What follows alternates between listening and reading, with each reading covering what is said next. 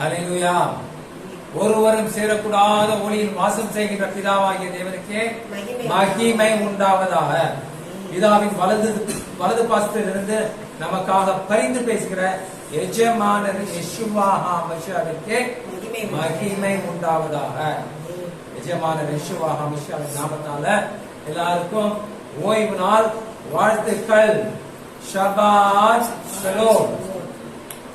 கர்த்தருடைய கட்டளையின்படி இந்த ஓய்வு நாள் பரிசுத்த சபை கூடுதலை நம்ம எல்லோரும் ஜெபம் செய்து ஆரம்பிக்கலாம். ஹல்லேலூயா.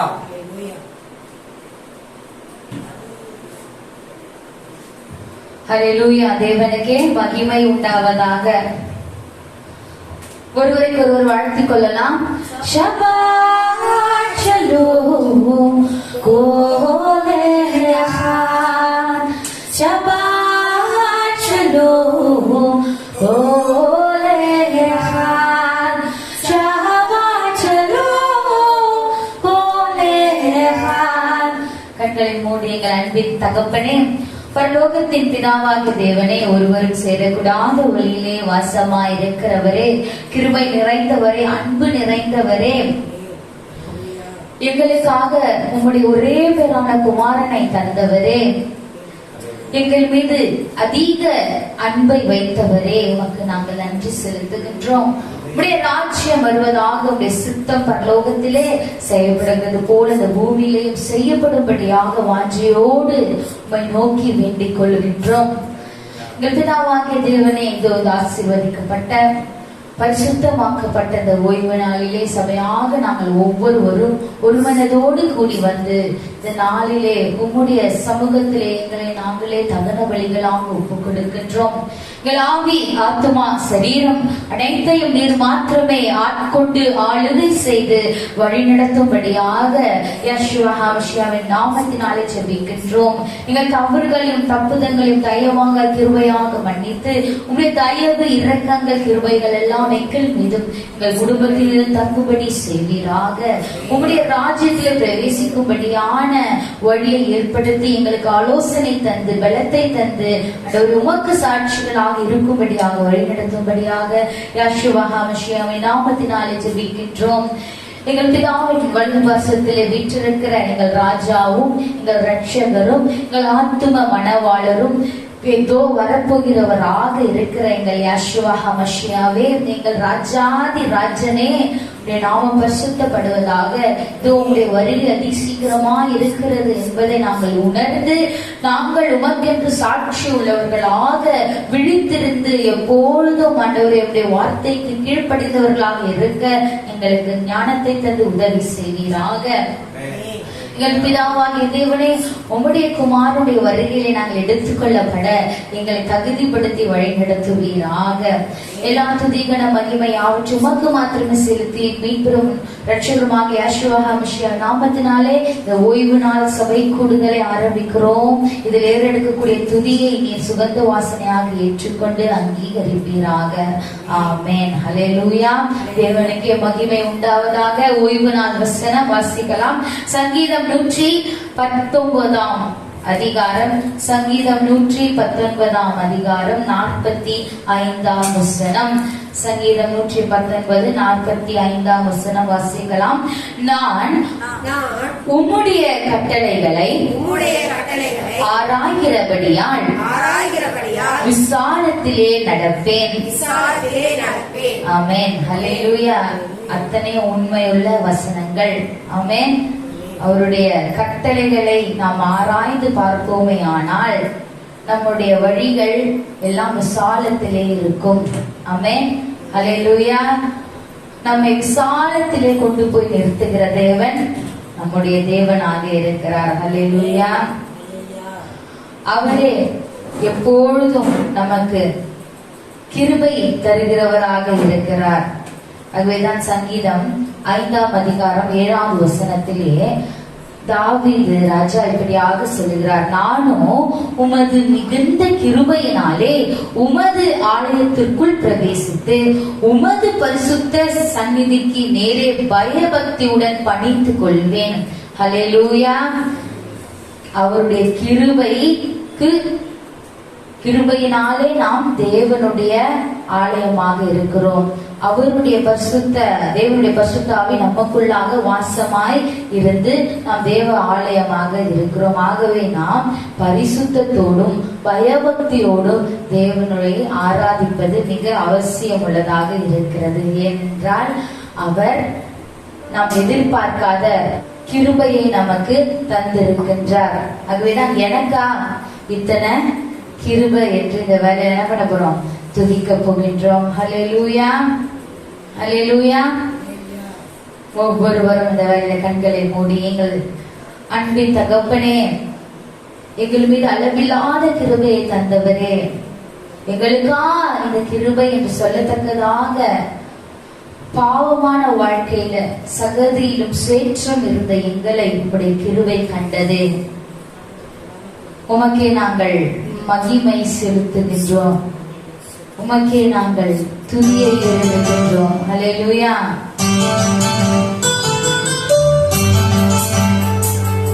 நன்றி ராஜா.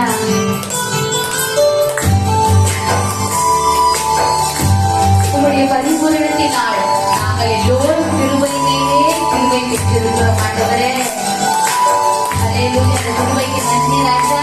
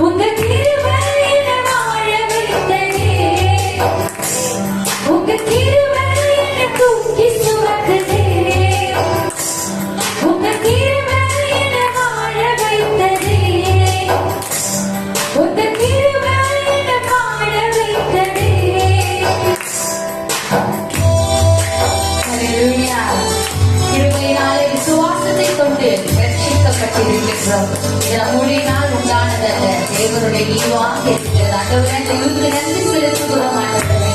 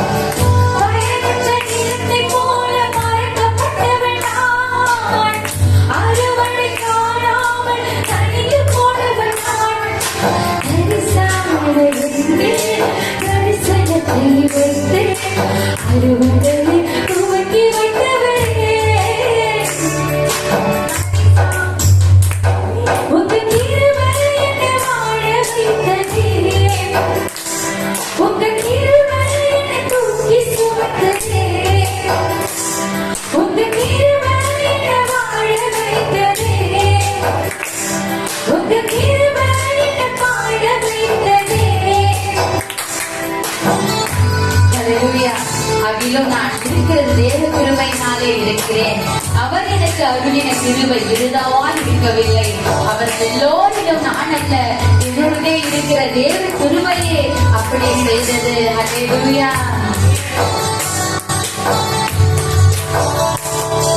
கிருபைக்கு நன்றி ஆண்டவரே. உயர்த்து துதிக்கிறோம் ராஜா. நல்லவரே, வல்லவரே. ஹல்லேலூயா.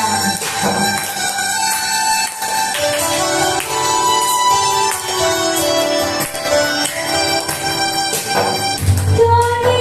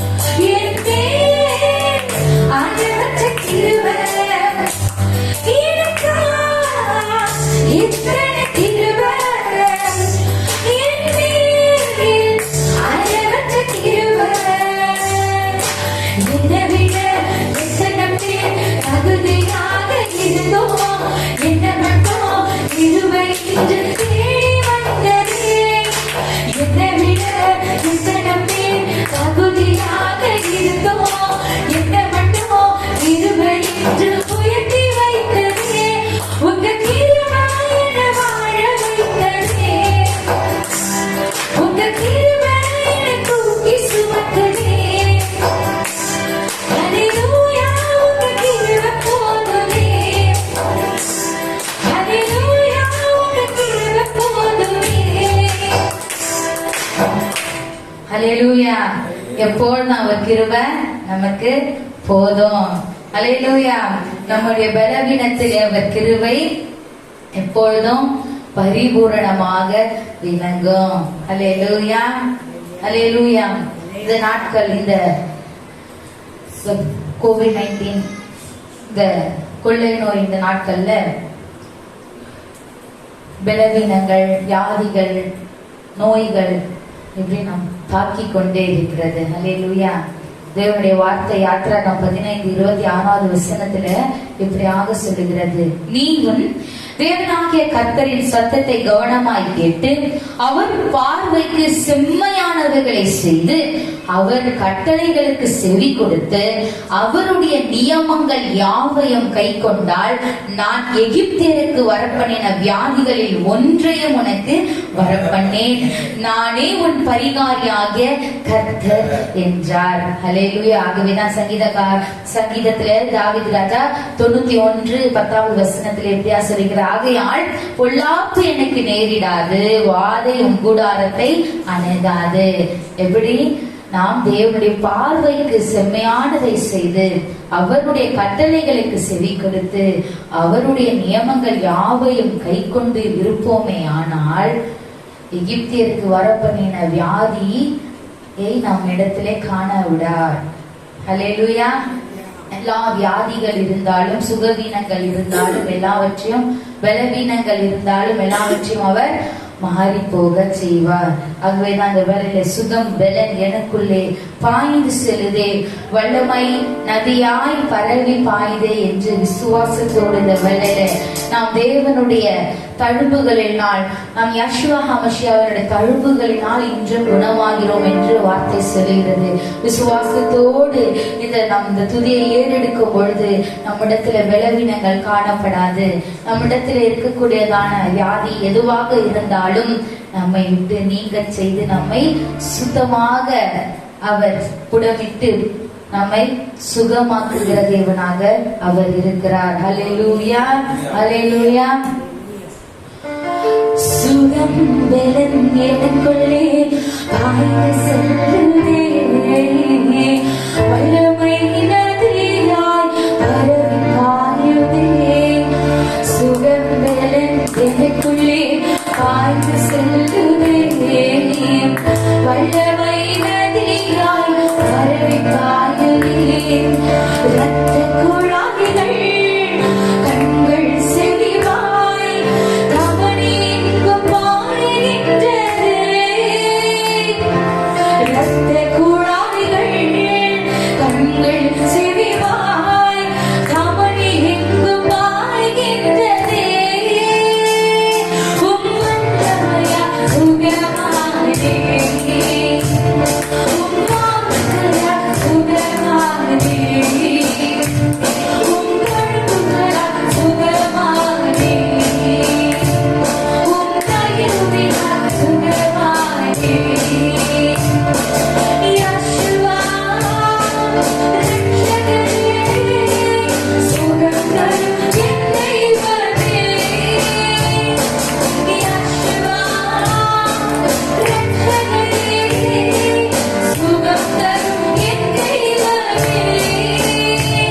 உம்முள்ளமையா சுகமானே, விசுவாசத்தோடு உம்மாந்தமையா சுகமானே, உங்கள் புகழா சுகமானே, உம்மையுவினா சுகமானே. புதுது தட்டு இதயம், மூளை நரம்பு இரத்தம் வல்லமை காண்கின்றதே. புதுது தட்டு இதயம், மூளை நரம்பு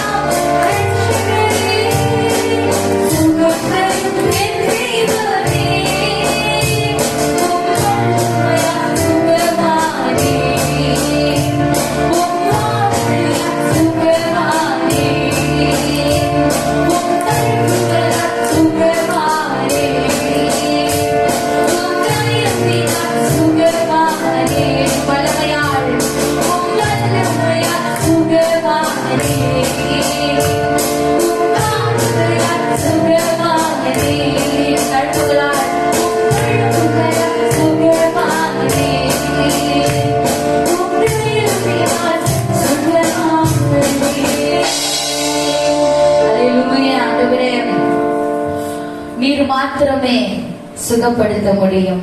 உம்மால் மாத்திரமே வியாதிகளை நீக்க முடியும். உம்மால் மாத்திரமே ஆண்டவரே பலவீனத்தை எடுத்து ஆண்டவரே பலத்தினால் இடை கட்ட முடியும். ஹல்லேலூயா. நீரே எங்கள் துதிக்கு பாத்திரர். ஆண்டவரே உம்மை துதிக்கும் பொழுது உடைய பிரசனத்திற்காகவும் உடைய வல்லமைக்காகவும் உம்முடைய சுகத்திற்காகவும் உம்முடைய அபிஷேகத்திற்காகவும் நாங்கள் நன்றி செலுத்துகின்றோம். யெகோவா மஷியாவின் நாமத்தினாலே எங்கள் துதியை எடுக்கும் எங்கள் அன்பு நல்ல பிதாவே. ஆமென். ஹல்லேலூயா. தேவனுடைய வார்த்தைகளை தியானிக்க போகிறோம். இதற்கு முன்பாக நாம் இருதயங்களை திறக்கப்பட்டவர்களாக தேவனை நோக்கி ஆண்டவரே பிதாவாகிய தேவனே எங்கள் இருதயங்களுடைய வார்த்தைகளை கேட்க நீர் திறந்திருவீராக. வெறும் வார்த்தைகளை கேட்கிறவர்களாக மாத்திரம் நாங்கள் அல்லாமல் அதன்படி செய்து உடைய நாமத்தை மகிமைப்படுத்துகிறவர்களாகவும் உமக்கு சாட்சி உள்ளவர்களாக வாழும்படியாகவும் எங்களை வழி நடத்துவீராக. எங்களை தாழ்த்துகிறோம். நீர் மாத்திரம் உயர்ந்திருப்பீராக. ஆமென்.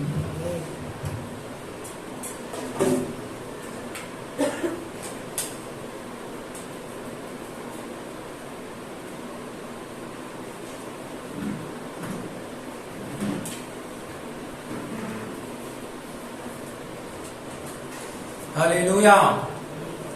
பிதாவாகிய தேவனுக்கே மகிமை உண்டாவதாக. எஜமான யெகோவா மஷியாவுக்கே மகிமை உண்டாவதாக. இன்னும் ஒரு அருமையான காலை வேளையை, இன்னும் ஒரு அருமையான ஓய்வு நாளை நம்ம எல்லாருக்கும் காணும்படியாக கிருபை செய்ததற்காக கர்த்தருக்கு கோடி நன்றி.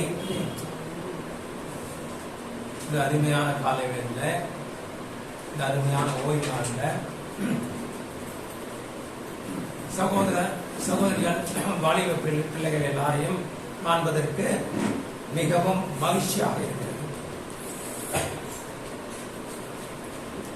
கர்த்தர் மகிமைப்படுவார். இந்த பரிசுத்த நாள்ல, ஆசீர்வதிக்கப்பட்ட நாள்ல மன மகிழ்ச்சியா இருந்து தேவனை மகிமைப்படுத்த நாள்ல எல்லாரையும் சகோதரிகள் வாலிப பிள்ளைகள் எல்லாரையும் யெகோவா மஷியாவின் நாமத்தினால இந்த ஓய்வு நாள் பரிசுத்த சபை கூட்டத்திற்கு வரவேற்கிறேன். எப்படி இருக்கீங்க எல்லாரும்? ஹல்லேலூயா. கர்த்தருக்கு கோடி நன்றி.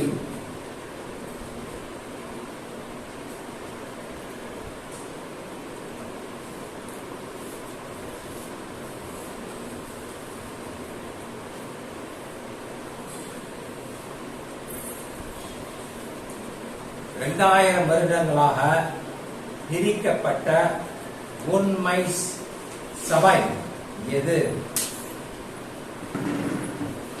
இந்த தலைப்பிற்கான, அதாவது 2000 வருடங்களாக பிரிக்கப்படாத உண்மை சபை எது? இதற்கான விடையை இந்த ஓய்வு நாளிலே நாம் பார்ப்போம். இதாவே உடைய வார்த்தையை பகிரும்படியாக என்னை நியமித்ததற்காக உங்களுக்கு கோடி நன்றி. நான் அல்ல, என் சித்தம் அல்ல, என் பலன் அல்ல, என் அறிவு அல்ல, என் ஞானம் அல்ல, என்னால் ஒன்றும் கூடாது, எல்லாம் உம்மாலே கூடும்.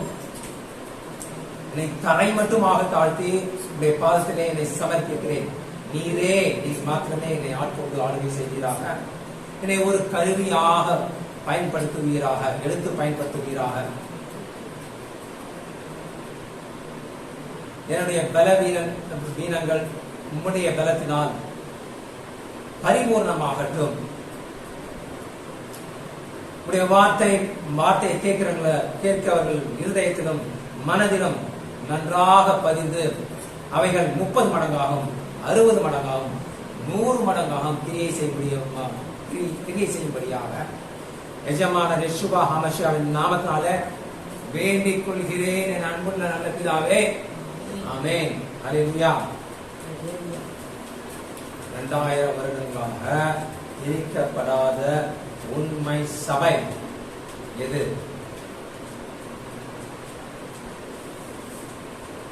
ஆயிரக்கணக்கான தேவாலயங்கள், அதாவது சர்ச்சுகள் உள்ளன.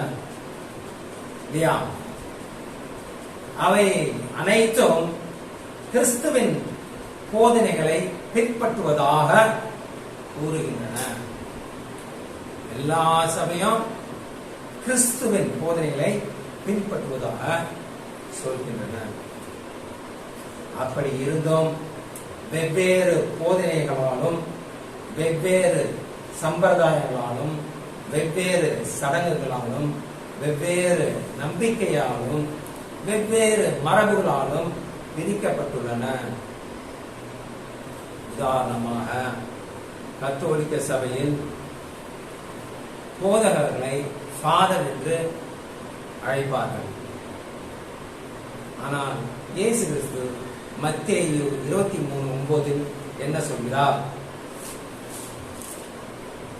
மத்தேயு 23:9, பூமியிலே ஒருவனையும் உங்கள் பிதா என்று சொல்லாதிருங்கள், பரலோகத்தில் இருக்கிற ஒருவரே உங்களுக்கு பிதாவாக இருக்கிறார்.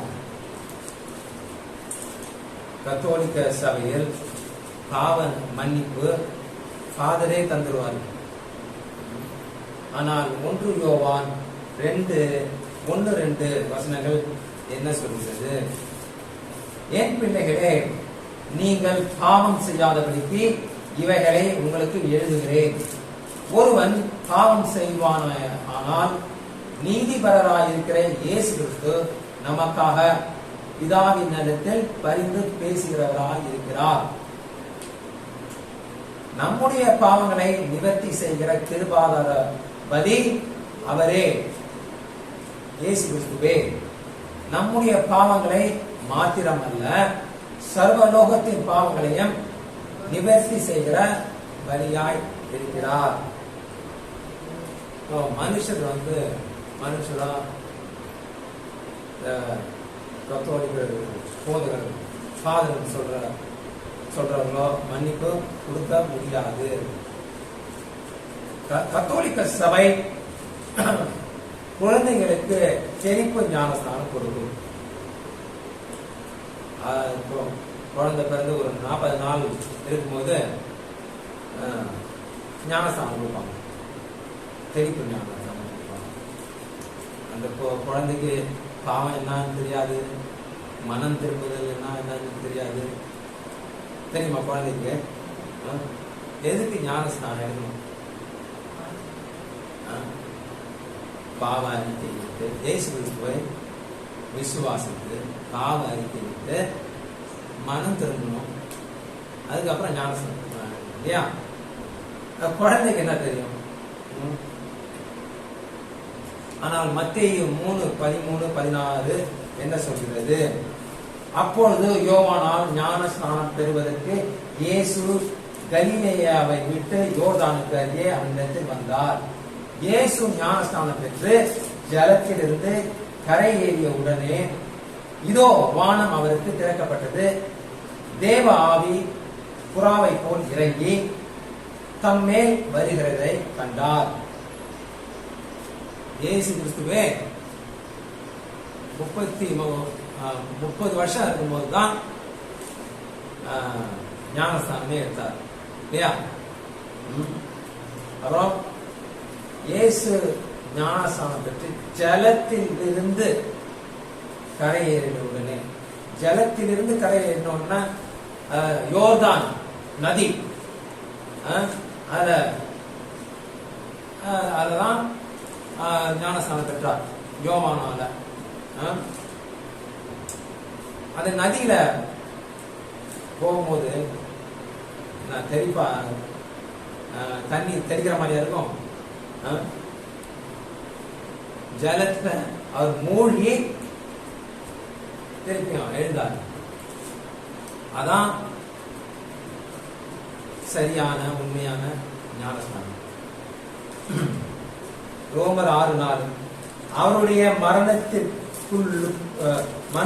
மரணத்திற்குள்ளாக்கும் ஞானஸ்நானத்தினாலே கிறிஸ்துவுடனே கூட அடக்கம் பண்ணப்பட்டோம்.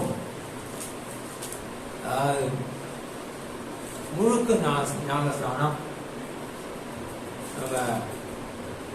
ஞானஸ்நானம் எடுக்கும்போது அந்த தண்ணீர்ல மூழ்கி தண்ணீர்ல அடக்கம் பண்ணப்பட்டு என்னத்தை அடக்கம் பண்ணோம்? நம்ம பாவங்களை எல்லாம் அடக்கம் பண்ணி உயிர்த்தெழும் போது புது சிருஷ்டியாக உயிர்த்தெழும். அதான் அந்த சிம்பாலிக்காக தான் அந்த ஞானஸ்தானம் கொடுக்கப்படுகிறது. சரியா? புரோட்டஸ்டன்ட் சபைகளான சிஎஸ்ஐ கிட்டத்தட்ட ஒரே மாதிரி தான். அவங்க அங்கெல்லாம் போட்டுப்பாங்க, ஃபாதர் மாதிரி அங்கெல்லாம் போட்டுப்பாங்க. ஆனா அவரை பாஸ்டர் சொல்லுவாங்க. அங்க கத்தோலிக்க ஃபாதர் இவருக்கு என்ன வித்தியாசம்னா, இவர் கல்யாணம் பண்ணிடுவாரு, அதான் வித்தியாசம். மற்றபடி பெருசா ஒன்றும் வித்தியாசமே இல்லை. அப்புறம் பெந்தேகோஸ்தே சபை, இவர்களுக்கு அந்நிய பாஷை முக்கியம்.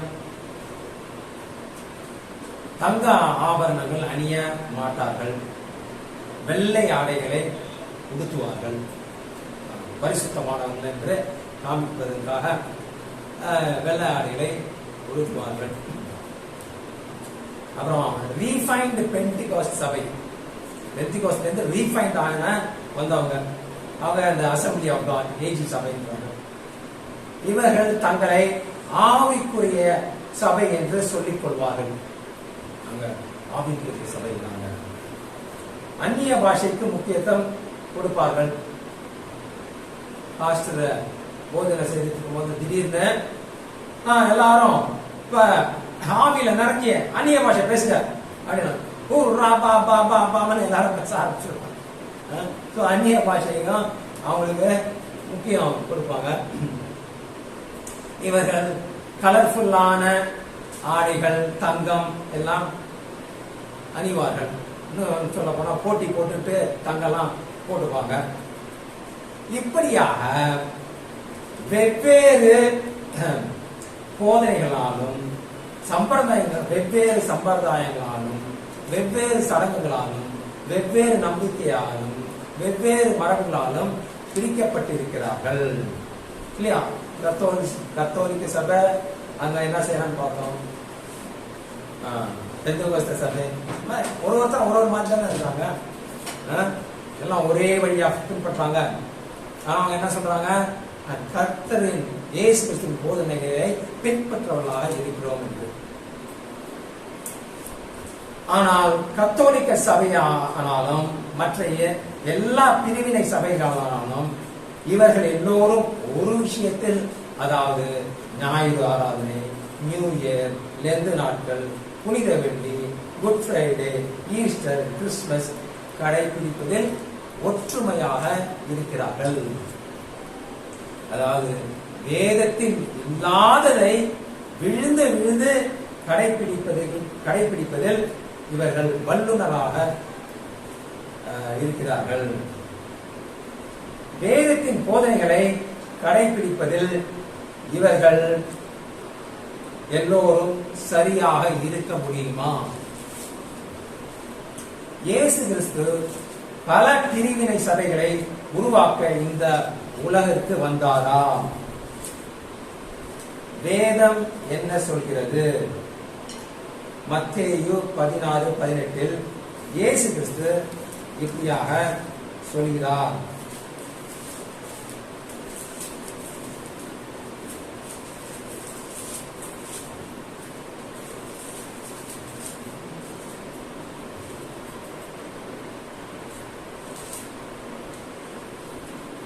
மேலும் நான் உனக்கு சொல்கிறேன், நீ பேதுருவாய் இருக்கிறாய், இந்த கல்லின் மேல் என் சபையை கட்டுவேன், பாதாளத்தின் வாசல்கள் அதை மேற்கொள்வதில்லை. பேதுரு என்னும் கல்லின் மேல் தான் சபை கட்டப்பட்டிருக்கிறது என்றும், இயேசு கிறிஸ்து பேதுருவை முதல் போப்பாக நியமித்தார் என்றும் ரோமன் கத்தோலிக்கர்களின் நம்பிக்கையையும் போதனையையும் கண்டிப்பாக இந்த வசனத்திலே மத்தேயு 16:18 சொல்லப்படவில்லை. மாறாக மத்தேயு 16:18 இப்படியாக சொல்கிறது, பேதுரு என்னும் உனக்கு நான் சொல்கிறேன், இந்த கல்லின் மேல் என் சபையை கட்டுவேன்.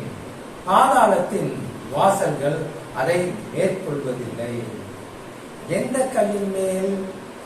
1 கொரிந்தியர் 10:4. எல்லாரும் ஒரே ஞான பானத்தை குடித்தார்கள். எப்படி எனில் அவர்களோட கூட சென்ற ஞான கண்மலையின் தண்ணீரை குடித்தார்கள்.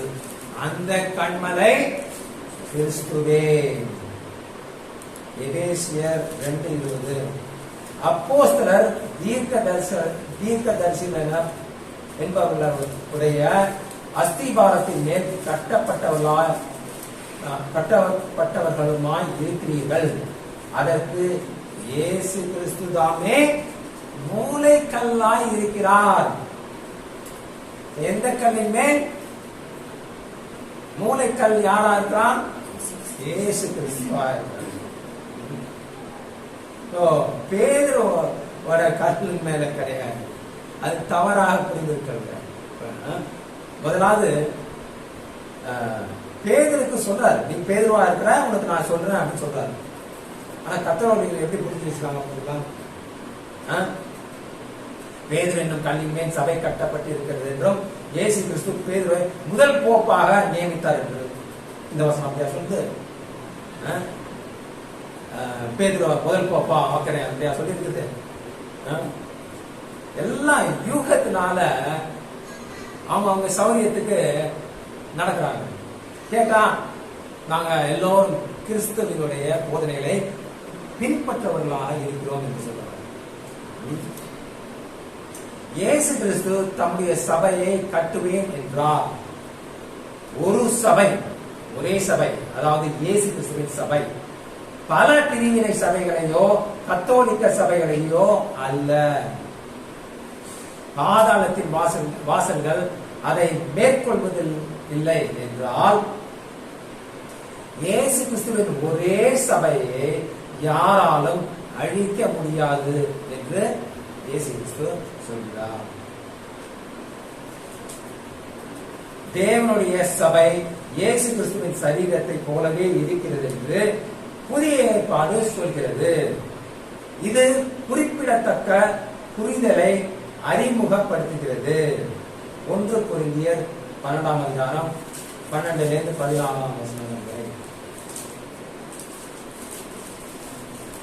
எப்படி எனில் சரீரம் ஒன்று, அதற்கு அவயங்கள் அநேகம். ஒரே சரீரத்தின் அவயங்கள் எல்லாம் அநேகமாய் இருந்தும் சரீரம் ஒன்றாகவே இருக்கிறது. அந்த பிரகாரமாக கிறிஸ்துவும் இருக்கிறார். கிறிஸ்துவே அந்த சரீரமாக இருக்கிறார். மற்ற அவயங்கள் எல்லாம் நாமாக இருக்கிறோம்.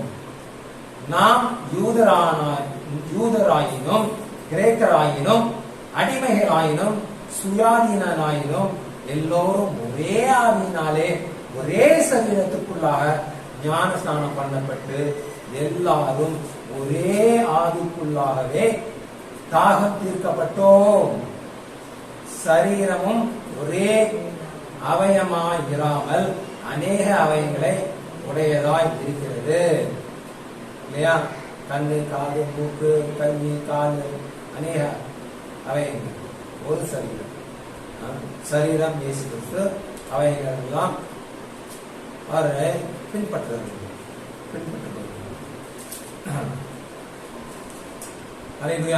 அதாவது ஒருவன் மனம் திரும்பி ஞான ஸ்நானம் எடுத்து பரிசுத்த ஆவியை பெற்ற பிறகு அவர் கிறிஸ்துவின் சரீரத்தில் அல்லது தேவனுடைய சபையில் சேர்க்கப்பட்டிருக்கிறார் என்று இந்த வசனங்கள் எல்லாம் வெளிப்படுத்துகிறது.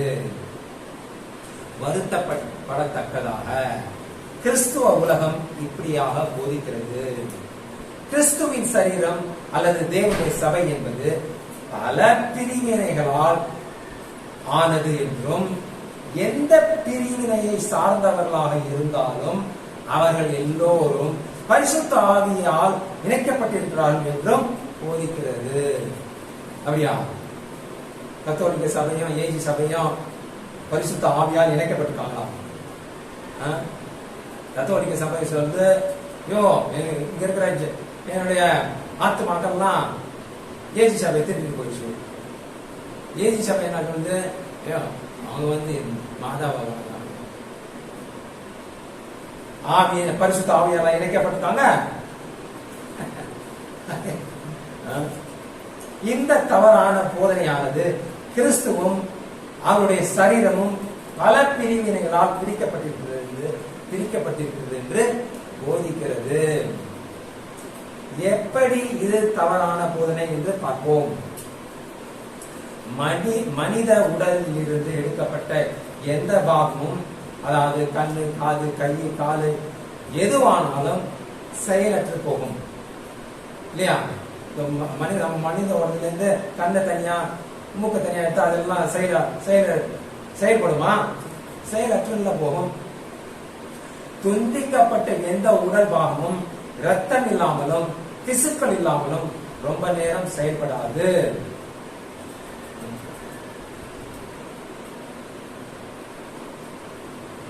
சரீரம் இயேசு கிறிஸ்து பார்க்கிறாரு, மற்ற பாகங்கள் எல்லாம் அவரை பின்பற்ற இருக்கணும். அது தனித்தனியா செயல்பட முடியாது, செயலற்று போகும். அப்படிதான் இருக்காங்க பிரிவினை சபைகள். ஒவ்வொருத்தருக்கும் ஒரு கோட்பாட்டை வைத்துக்கிட்டு அதன்படி நடக்கிறார்கள், அவர்களுடைய சௌரியத்தின்படி. கிறிஸ்துவின் சரீரம் தான் உண்மையான சபை என்று இன்னும் 2 வசனங்களில் பார்க்கலாம். கொலோசியர் 1:18. கொலோசியர் 1:18. அவரே சபையாகிய சரீரத்திற்கு தலையானவர், எல்லாவற்றிலும் முதல்வராய் இருக்கும்படி அவரே ஆதியும் மரித்தோரிலிருந்து எழுந்த முதல் பேருமானவர். எபேசியர் 1:22. எல்லாவற்றையும் அவருடைய பாதங்களுக்கு கீழ்ப்படுத்தி எல்லாவற்றாலும் நிரப்புகிறவருடைய நிறைவாகிய சரீரமான சபைக்கு அவரை எல்லாவற்றிற்கும் மேலான தலையாக தந்தருளினார். ஹல்லேலூயா.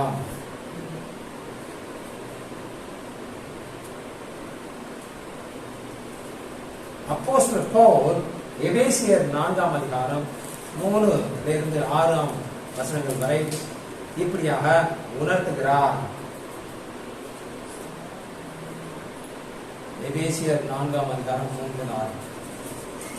சமாதான கட்டினால் ஆவியின் ஒருமையை காத்துக் கொள்வதற்கு ஜாக்கிரதையா இருங்கள். உங்களுக்கு உண்டான அழைப்பினாலே நீங்கள் ஒரே நம்பிக்கைக்கு அழைக்கப்பட்டது போல ஒரே சரீரமும் ஒரே ஆவியும் உண்டு. ஒரே சரீரம், கிறிஸ்துவின் சரீரம், அதனுடைய அவயங்கள். ஒரே கர்த்தரும் ஒரே விசுவாசமும் ஒரே ஞான ஸ்நானமும், எல்லாவற்றிற்கும் ஒரே தேவனும் பிதாவும் உண்டு. அவர் எல்லார் மேலும் எல்லாரோடும் உங்கள் எல்லாருக்குள்ளும் இருக்கிறார். மேலும் எபேசியர் 4:11-16 அப்போஸ்தலர் பவுல் ஒரு விசுவாசமான ஊழியத்தின் முக்கியத்துவத்தை விளக்குகிறார்.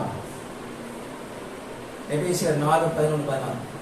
மேலும் நாம் அனைவரும் தேவனுடைய குமாரனை பற்றும் விசுவாசத்திலும் அறிவிலும் ஒருமைப்பட்டவர்களாகி கிறிஸ்துவினுடைய நிறைவான வளர்ச்சியின் அளவுக்கு தக்க பூரண புருஷராகும் வரைக்கும் பரிசுத்தவான்கள் சீர்பொருந்தும் பொருட்டு சுவிசேஷ ஊழியத்தின் வேலைக்காகவும் கிறிஸ்துவின் சரீரமாகிய சபையானது பக்தி விருத்தி அடைவதற்காகவும் அவர் சிலரை அப்போஸ்தலராகவும் சிலரை தீர்க்கதரிசிகளாகவும் சிலரை சுவிசேஷகர்களாகவும் சிலரை மேய்ப்பராகவும் போதகராகவும் ஏற்படுத்தினார்.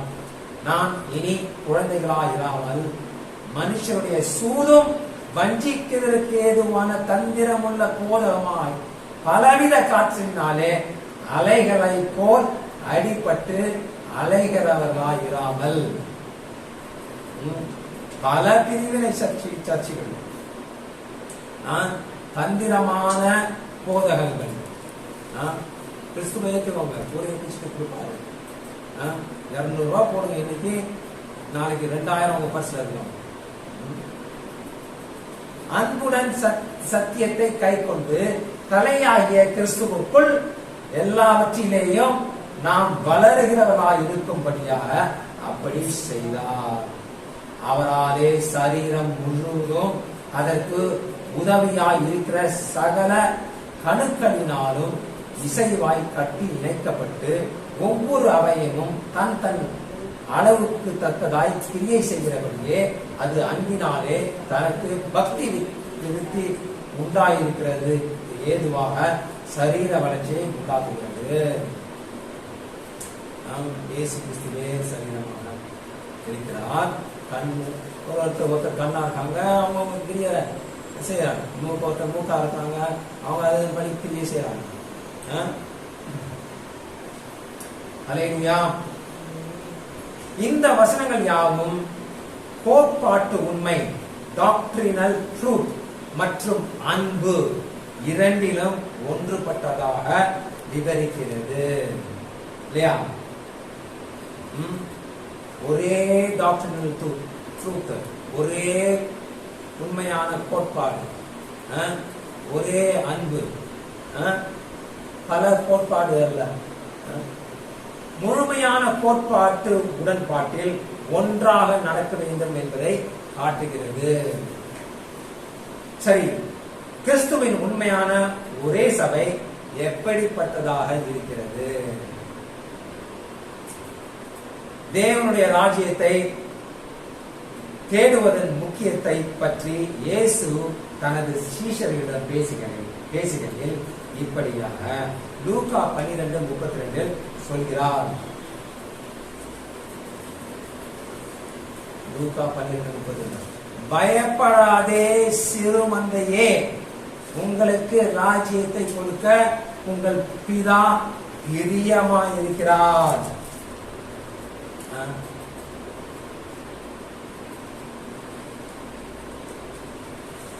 கிறிஸ்துவின் உண்மையான ஒரே சபை எப்படிப்பட்டதாக இருக்கிறது? சிறுமந்தையாக இருக்கிறது, சிறு கூட்டமாக இருக்கிறது. அந்த சிறு கூட்டத்தை, சிறு மந்தையை பார்த்தா பயப்படாதே சிறுமந்தையே, உங்களுக்கு ராஜ்யத்தை கொடுக்க உங்கள் பிதா பிரியமா இருக்கிறார். இந்த உலகத்தில் சுமார் 2.5 பில்லியன் மக்கள் பல பிரிவினை சபையை சார்ந்தவர்களாக இருக்கிறார்கள். இவர்களை சிறுமந்தையாக கருத முடியுமா? உலகத்தில் இருக்க அத்தனை பிரிவினை சபையாரெல்லாம் சிறுமந்தன் சொல்ல முடியுமா? கருத முடியுமா? அப்படி எல்லாரும் சிறுமந்த கருதுனா அப்ப இந்த வசனம் எதுக்கு? இந்த வசனம் கர்த்தாவே சொல்றவங்க எல்லாம் என்னோட ராஜ்யத்துல பிரவேசிக்க முடியாது, பிதாவின் சித்தத்தை செய்கிறவர் மாத்திரம்தான் என்னோட ராஜ்யத்தில் பிரவேசிக்க முடியும் அப்படின்றாரு.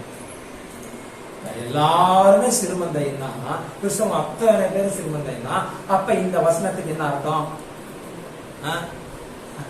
அப்ப சிறுமந்தை ஒரு கூட்டம் இருக்குது. அது எப்படிப்பட்ட கூட்டமா இருக்குன்னு பார்க்கணும். கிறிஸ்துவின் சபை, அதாவது தம்முடைய சிறு மந்தையானது உலகத்தால் துன்புறுத்தப்பட்டு வெறுக்கப்படும் என்பதை இயேசு நன்கு புரிந்திருக்கிறார். ஒரு உண்மையான சபை எப்படி இருக்கும்? சிறு மந்தையா இருக்கும். அதுதான் இயேசு கிறிஸ்து மத்தேயு 7:14 சொல்றாரு. ராஜ்யத்துக்கு போற வழியை கண்டுபிடிக்கிறவர்கள் சில சிறுமந்தை. நீங்க ட்ரெண்ட் முதலே பாத்தீங்கன்னா அதே ட்ரெண்ட் தான், சிறு கூட்டம் தான், சிறுமந்தை தான். நோவா காலத்துல எத்தனையோ லட்சம் பேர் இருந்திருப்பாங்க. ஆனா நோவா மாத்திரம் சூஸ் பண்ண சிறு சிறு சிறு கூட்டம் கூட சொல்ல முடியாது, ஒரே ஒரு குடும்பத்தார் தான் சூஸ் பண்ணார். மோசே காலத்துல 6 லட்சம் பேரு எகிப்திலிருந்து விடுதலாகி வந்தாங்க. இதில் விடுதலாகி தேவன் வாக்குத்தத்தம் பண்ண இடத்திற்கு போனோம். அவங்க எத்தனை பேர் போனாங்க? அந்த கானான் தேசத்துக்கு வெறும் 2 குடும்பம் தான் போச்சு. சிறு இல்லையா? நீங்க முதல்ல பாத்தீங்கன்னா அதே ட்ரெண்ட் தான் இருந்துட்டே இருக்கு. இப்பவும் அதே தான். சிறு மந்தை, சிறு கூட்டம் தான். அது எப்படிப்பட்ட கூட்டமா இருக்கும்? துன்புறுத்தப்பட்டு வெறுக்கப்படும். நீங்க போய் சத்தியத்தை சொல்லுங்க, அவங்க போய் நாளை கடைபிடிங்க. பண்டிகை வேர்க்கிற போட்டுக்க பண்டிகை தான் கடைபிடிக்கணும். அப்படியே கட்டி அனுப்பாங்க. ஏன் வந்துட்டாங்க சாந்தரி அட்வென்டிஸ்ட் ஜெகோவா விட்னஸ் வந்துட்டாங்களா? போடுங்க அப்படின்னு தான் சொன்னாங்க. அப்ப வெறுக்கப்படும். உண்மையான சபை வெறுக்கப்படும், துன்புறுத்தப்படும்.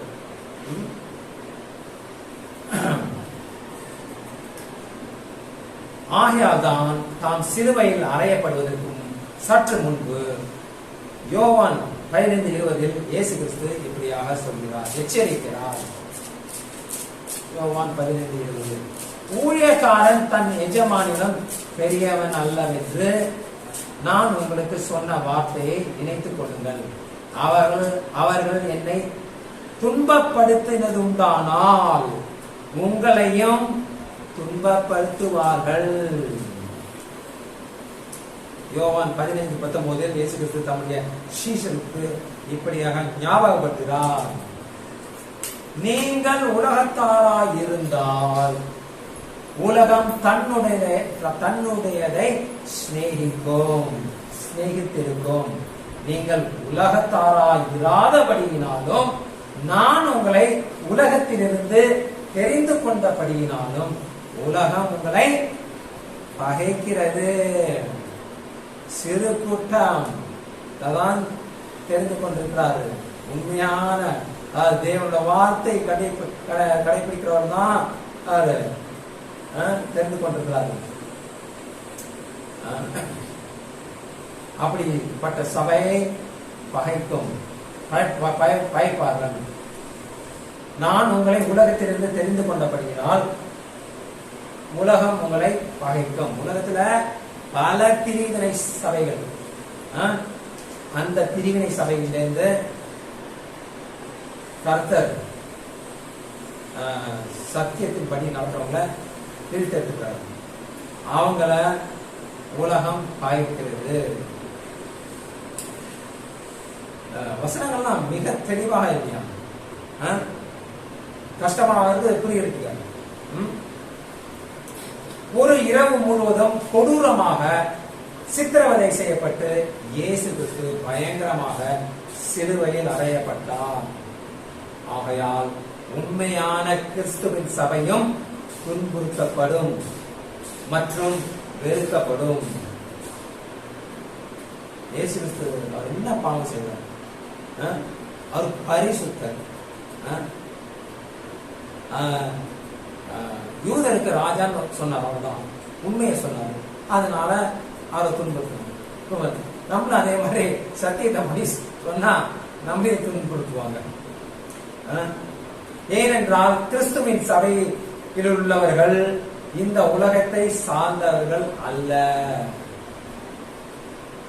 கிறிஸ்துவின் வேதத்தின்படி, கட்டளைப்படி, கற்பனையின்படி நடக்கிறவங்க எல்லாம் உலகத்தை சார்ந்தவர்கள் அல்ல.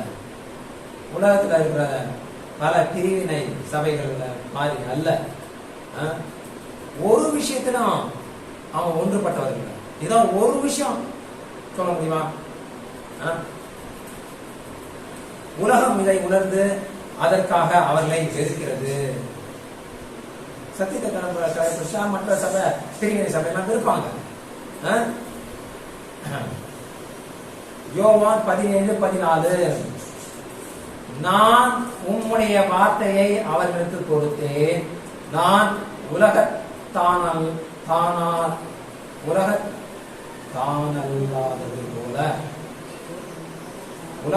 அல்லாதது போல நான் உலகத்தான் அல்லாதது போல அவர்களும் உலகத்தார் அல்ல. ஆதலால் உலகம் அவர்களை பகைத்தது. நான் உலகத்தாரா அல்லாத அவர்களும் உலகத்தாரால் அல்ல, ஆதலால் உலகம் அவனை பகைத்தது. நீங்க அவங்கள மாதிரி கிறிஸ்துமஸ் ஈஸ்டர் அவங்களோட கொண்டாடிங்களா, அது சந்தோஷமா அவங்களை கட்டி அனுப்பாங்க. நீங்க ஓய்வு நாள் அந்த மாதிரி சொன்னீங்களா உங்களை வெறுப்பாங்க, பகைப்பாங்க. ரோமர் 8:7 எப்படி என்றால் மாம்ச சிந்தை தேவனுக்கு விரோதமான பகை, அது தேவனுடைய நியாய பிரமாணத்துக்கு கீழ்ப்படியாமலும் கீழ்ப்படிய கூடாமலும் இருக்கிறது. மாம்ச சிந்தை படி போனா சும்மா வெறுமனே நாங்க கிறிஸ்துவ போதனையை எல்லாம் கடைபிடிக்கிறோம் அப்படின்னு சொல்லிட்டு அவங்களோட சொந்த இச்சையின்படி போனா, மனுஷர்கள் உடுத்தின கற்பனைப்படி போனா எப்படி அவங்க கற்பனையை கடைபிடிக்க முடியும்? மாம்ச சிந்தை தேவனுக்கு விரோதமான பகை, அது தேவனுடைய நியாய பிரமாணத்துக்கு கீழ்ப்படியாமலும் கீழ்ப்படிய கூடாமலும் இருக்கிறது. யாராவது பல பிரிவினை சபைகளை போயிட்டு அவங்கள கற்பனை கடைபிடிக்க சொல்லுங்க பார்க்கலாம். கற்பனைகளை கடைபிடிக்க சொல்லுங்க பார்க்கலாம். அவங்க அப்படிப்பட்டவர் தேவனுடைய நியாய பிரமாணத்துக்கு கீழ்ப்படியாமலும் கீழ்ப்படிய கூடாமலும் இருக்கிறார்கள். அல்லேலூயா. அப்போஸ்தலர் பவுல் 2 தீமோத்தேயு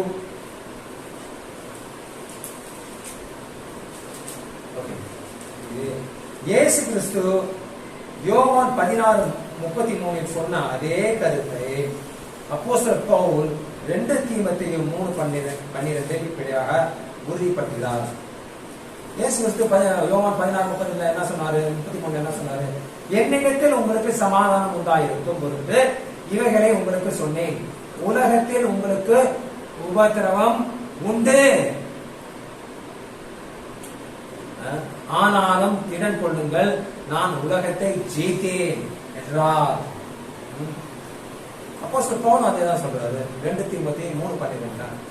அன்றியும் கிறிஸ்து இயேசுவுக்குள் தேவ பக்தியாய் நடக்க மனதாய் இருக்கிற யாவரும் துன்பப்படுவார்கள்.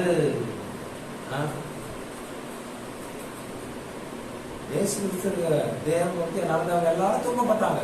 அப்போஸ்தலர்கள் எப்படி ஒருத்தர் இறந்தாங்க, கொடூரமாக இருந்தாங்க, தலை துண்டிக்கப்பட்டு தலைகீழாக தொங்க விட்டு பயங்கரமா கொடூரமான முறையில இறந்தாங்க. இயேசு பிரியமா இருந்தா இயேசு எப்படி கொடூரமா இருந்தாங்க?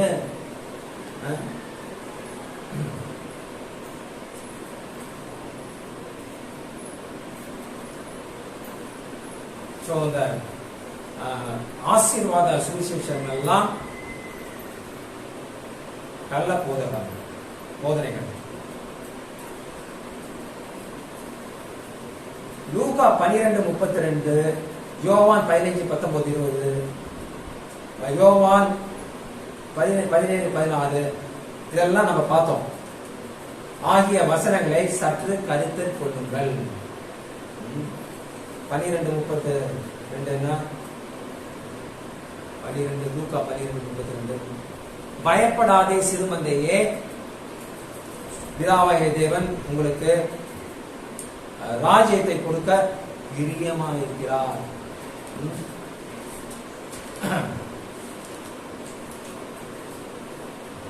யோவான் 15:19-20 இதெல்லாம் உலகத்தார் இருந்தால் உலகம் உங்களை நேசிக்கும், கர்த்தருடைய வார்த்தைப்படி நடந்தால் உலகம் உங்களை பகைக்கும். அதெல்லாம் பார்த்தோம் இல்லையா? சிறு கூட்டமாக துன்பப்படுத்தப்பட்ட உலகத்தாராயிராமல் பகைக்கப்பட்ட, வெறுக்கப்பட்ட இப்படிப்பட்டதான சபையை இந்த இந்தியா முழுவதிலும் எத்தனை என்று பெயரிட முடியுமா? சிம்பிளாக எப்படிப்பட்ட சபையை சிறு கூட்டமான சபை, துன்பப்படுத்தப்பட்ட சபை, உலகத்தாராயாமல் இருக்கும் சபை, பகைக்கப்படுகிற சபை, வெறுக்கப்பட்டிருக்கிற சபை, இப்படிப்பட்ட சபையை நீங்கள் யாராவது பார்த்ததுண்டா? உங்க கண்ணு கேட்கிற வரைக்கும் தூரம் வரைக்கும் யாராவது பார்த்துருக்கீங்களா? இந்தியா முழுவதும் எங்கேயாவது கேள்விப்பட்டிருக்கீங்களா?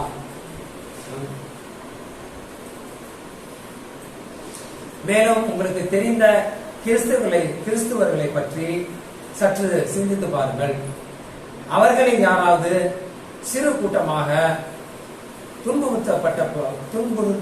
துன்பப்படுத்தப்பட்ட, உலகத்தாராயிராமல் பகைக்கப்பட்ட, வெறுக்கப்பட்ட சபையை சார்ந்தவர்களாக இருக்கிறார்களா? யாராவது உங்களுக்கு தெரிஞ்சவங்க யாராவது இப்படிப்பட்ட சபையை சார்ந்தவர்களாக இருக்கிறாங்களா? எப்படிப்பட்ட சபையில் துன்புறுத்தப்பட்ட, வெறுக்கப்பட்ட சபையை சார்ந்தவர்களாக இருக்கிறாங்களா? யாராவது இருக்காங்கன்னா மிகவும் அரிது. அப்படி கேள்விப்படுறது மிகவும் அரிது இல்லையா? நான் இது வரைக்கும் இந்த மாதிரி சபையை கேள்விப்பட்டதில்லை. சத்தியத்தை பின்பற்ற சபை, இயேசு கிறிஸ்துவின் சரீரமான சபை, உண்மை சபை, ஓய்வு நாளை கடைபிடிக்கிற சபை, பண்டிகைகளை கடைபிடிக்கிற சபை நான் பார்த்ததில்லை. இங்க கேள்விப்பட்டிருக்கிற அமெரிக்கால அநேக டெய்லி சத்தியத்தை தெரிஞ்சு அதன்படி நடக்கிறாங்க.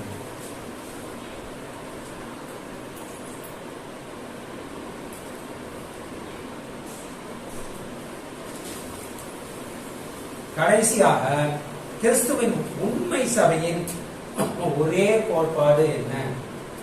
ஒரே டாக்டரினல் ட்ரூத். உண்மை சபையின் டாக்டரினல் ட்ரூத் என்ன? இயேசு கிறிஸ்து கட்டளையிட்ட யாவையும் இவர்கள் கை கொள்வார்கள். மத்தேயு 28:20. நான் உங்களுக்கு கட்டளையிட்ட யாவையும் அவர்கள் கை கொள்ளும்படி அவர்களுக்கு உபதேசம் பண்ணுங்கள். அப்ப உண்மை சபை எப்படி இருக்கும்? இயேசு கிறிஸ்து கட்டளையிட்ட யாவையும் கை கொள்ளும். அதான் உண்மை சபையா இருக்கும். அதாவது கர்த்தர் ஆதியிலே கட்டளையிட்ட 10 கட்டளைகள், 7ஆம் நாள் ஓய்வு நாளை ஆசரிப்பது உட்பட எல்லா கட்டளைகளையும் கைக்கொள்கிறவர்களாக கைக்கொள்வார்கள். உண்மை சபை. கர்த்தர் லேவியராகம் 11ஆம் அதிகாரத்தில் என்னென்ன சாப்பிடுவதற்கு உகந்தது என்ற கட்டளைகளை கை கொள்வார்கள். உண்மை சபை சத்தியத்தை கடைபிடிக்கிறது. இயேசு கிறிஸ்துவின் சபை சேர்ந்தவர்கள் லேவியராகம் 11ஆம் அதிகாரத்தில் சொல்லப்பட்ட என்னென்ன சாப்பிடுறதுக்கு உகந்தது அதன்படி செய்வார்கள். உதாரணத்துக்கு, என்னைக்கு நான் சத்தியம் எனக்கு வெளிப்பட்டதோ, கர்த்தர் எனக்கு வெளிப்படுத்தினாரோ, அன்னையிலிருந்து லேவியராகம் 11ஆம் அதிகாரம் சொல்லப்பட்ட வைகளையே நாங்கள் சாப்பிடுகிறோம். முதலெல்லாம் நண்டு இறாலாம் சாப்பிட்டுருந்தேன். ஆனா கர்த்தர் என்ன சொல்றாரு? தண்ணீரில் வாழும் மீன்களுக்கு 2 இருக்கும், செதிலும் அந்த பின்னும். இது 2 இருந்தாதான் சாப்பிடணும். எறாக்கு செதில் பின் இருக்கா? இருக்கா. நண்டுக்கு இருக்குதா? இருக்கா. வஞ்சர மீனுக்கு இருக்குமா? செதில் இருக்காது. பின் இருக்கும், செதில் இருக்காது. உண்மை சபை சத்தியத்தை கடைபிடிக்கிறார்கள். இயேசு கிறிஸ்துவின் சபை எல்லா கட்டளைகளையும் பின்பற்றுவார்கள். அப்ப எப்படி இஸ்ரவேலுக்கும் எகிப்திற்கும் வித்தியாசம் தெரியும்? கர்த்தர் லேவியராகமம் 23ஆம் அதிகாரத்தில் கட்டளையிட்ட கர்த்தரின் பண்டிகைகளை கடைபிடிப்பார்கள். ஏனென்றால் கர்த்தர் இந்த பண்டிகைகளை கட்டளையிட்டதற்கான முழு காரணத்தையும் முழு அர்த்தத்தையும் இவர்கள் அறிந்திருக்கிறார்கள். இவர்கள் சொல்லும் போதெல்லாம் நீங்க அந்த இடத்துல யார போட்டணும்? சத்தியத்தை கடைபிடிக்கிறவர்கள், கிறிஸ்துவின் சபை, உண்மை சபை, 2000 வருஷங்களாக பிரிக்கப்படாத சபை. நான் இவர்கள் சொல்லும் போது இதெல்லாம் போட்டுக்கணும் அந்த பாக்கெட்ல. புரியுதா? கர்த்தர் கட்டளையிட்ட முதல் 4 பண்டிகைகள் நிறைவேறி ஆயிற்று. பஸ்கா, புளிப்பில்லாத அப்ப பண்டிகை, முதற்கனி பண்டிகை, பெந்தைகோஸ்தே பண்டிகை, இது 4 நிறைவேறி ஆயிற்று. இன்னும் 3 பண்டிகைகள் நிறைவேற இருக்கிறது. எக்கால சத்த பண்டிகை, அந்த பண்டிகையின் போதுதான் நம்முடைய மணவாளர் எக்கால சத்தத்தோட தூதர்களோடும் ஆரவாரத்தோடும் வானத்தின் மேகங்களில் வருவார். அப்பொழுது எக்காலம் சத்த பண்டிகையை கட்டளையிட்டதற்கான அந்த அர்த்தம் அன்று நிறைவேறும். பாவ நிவர்த்தினால் இதுக்கு நிறைவேறதுக்கு கடைசியா அந்த உலகத்தில் இருக்கிற எல்லாருக்கும் ஒரு நாள் வருது, கர்த்தருடைய நாள். அந்த நாள்ல ரட்சிப்பு க்ளோஸ். யாருக்கு திருப்பியும் நான் இன்னும் ஏசுகிறத ஏத்துக்கிறேன் அப்படின்னா க்ளோஸ் ஆயிடுச்சு, கதவு மூடப்பட்டது. பாவ நிவர்த்தினால் அன்று நிறைவேறும். கூடார பண்டிகை நிறைவேற இருக்கிறது. 1000 வருஷ ஆட்சி ஸ்தாபிக்கப்படும் போது கூடார பண்டிகை. கர்த்தர் பண்டிகைகளை கட்டளையிட்டார்னா அதுக்கு முழு காரணமும் முழு அர்த்தமும் இருக்கிறது. வேதத்தை படித்தால்தான் தெரியும். இவர்கள் கற்பனைகளை நியாய பிரமாணங்களை கடைபிடிப்பதால் கர்த்தருடைய வார்த்தைக்கு கீழ்ப்படிந்து கர்த்தரை முழு இதயத்தோடும் முழு ஆத்மாவோடும் முழு மனதோடும் முழு பலத்தோடும் அன்பு கூறுகிறார்கள். யோசுவா 22:5.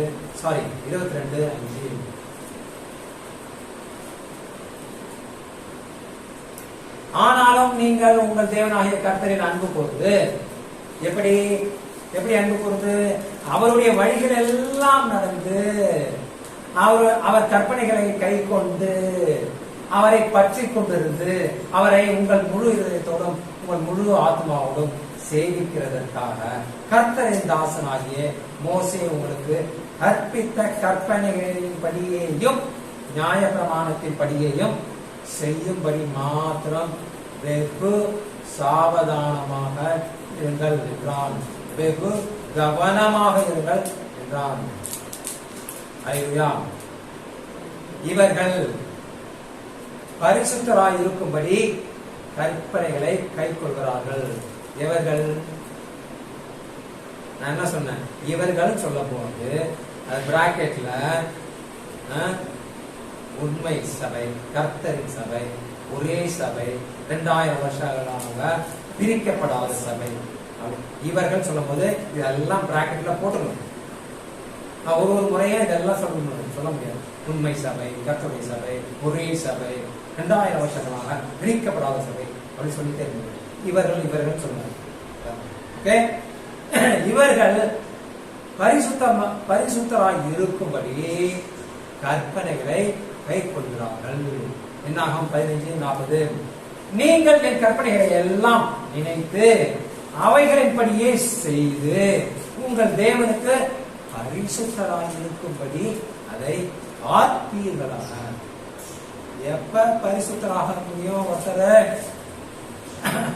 கற்பனை எல்லாம் நினைத்து அவைகளின் படியே செய்யும் போதுதான் ஒருத்தர் பரிசுத்தமாக முடியும்.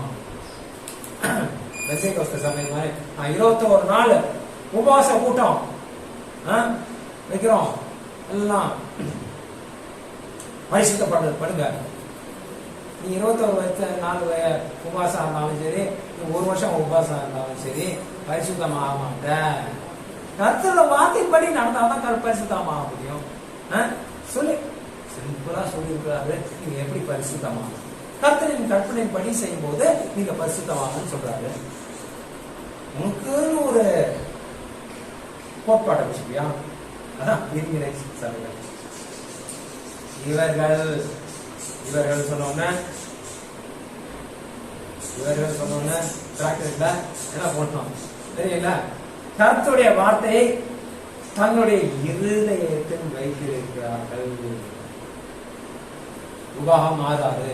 இன்று நான் உனக்கு கட்டளையிடுகிற இந்த வார்த்தைகளை உன் இருதயத்தில் இருக்க கடவது. இவர்கள் தங்கள் பிள்ளைகளுக்கு கற்பனையின்படியே கருத்தாய் போதிக்கிறார்கள். உபாகமம் 6:7. நீ அவைகளை உன் பிள்ளைகளுக்கு கருத்தாய் போதித்து, நீ உன் வீட்டில் உட்கார்ந்து இருக்கிற போதும், வழியில் நடக்கிற போதும், படுத்துக் கொள்கிற போதும், எழுந்திருக்கிற போதும் அவைகளை குறித்து பேசி. நிறைய மகன்கள்லாம் என்னுடைய உற்றார் உறவினர்கள்லாம் கற்பனை படிதான் செய்ய சொல்றேன். எப்போதும் எங்க பார்த்தாலும் கோயில் நாளுக்கு ஏன் வரல, கர்த்தருக்கு போய் சொல்றேன். கேட்கணும் போதிக்கலாம் இல்லையா?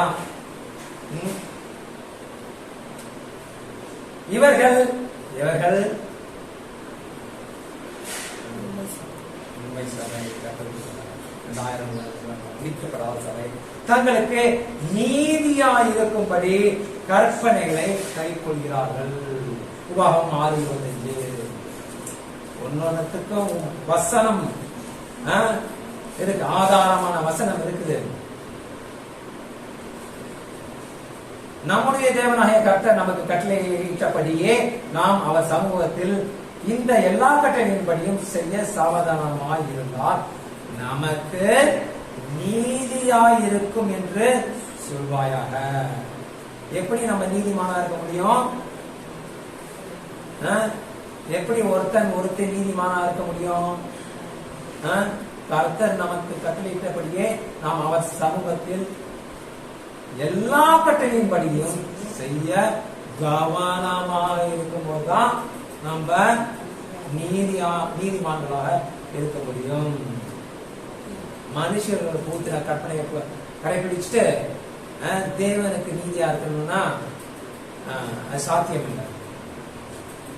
கற்பனைகளை கடைபிடிப்பது தவிர கர்த்தர் வேறே எதை கேட்கவில்லை,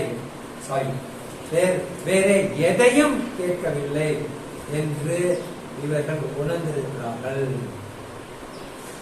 கர்த்தருடைய கட்டளையை கடைபிடிக்கிறத தவிர வேற எதுவும் கர்த்தர் கேட்கல அப்படின்னு சொல்லிட்டு இவர்களுக்கு நன்றாக தெரியும். உண்மை நன்றாக தெரியும். கர்த்தருக்கு நம்ம என்னத்தை கொடுக்க முடியும்?